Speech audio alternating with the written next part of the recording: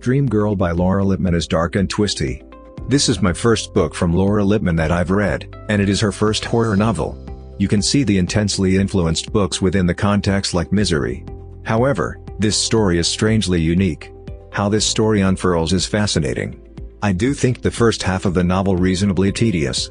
However, as it begins to build moments, you get sucked into the plot and can't put the book down. Jerry Anderson is an author whose smash hit novel, Dream Girl, keeps on providing him with funds. He has written different books since then, however, they haven't exactly accomplished a similar degree of recognition. After an accident, Jerry winds up bound to a medical clinic bed in his lovely 25th floor apartment. While attempting to heal and write another novel in the middle of visits from his assistant and night nurse, Jerry begins getting upsetting calls from Aubrey, the main character in Dream Girl. How could that be? Aubrey is a person he totally made up. Could the source be one of his exes, pulling pranks on him? Are the calls truly happening? Or it is just a hallucination? The thought that continued repeating in my mind while reading this novel was, this is bizarre. It really is.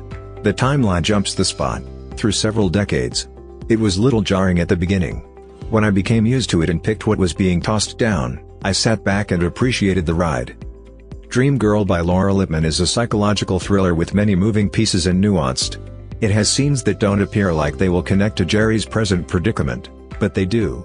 Jerry may be an unreliable storyteller, and it's interesting to see how he looks at himself.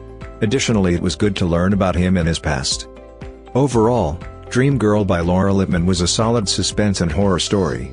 I didn't actually mind the slow speed or the way that specific components of the plot appeared to be basically the same as another book, as I imagine that Lippman did what's necessary to make this a remarkable twist. I enjoyed her capacity to bring the reader into the mind of her character, and I will presumably look at her different books later on. Thanks for listening this book review podcast. If you like this review, don't forget to follow, so that you do not miss any of our future podcast. Also show us your love by sharing it with your friends and family.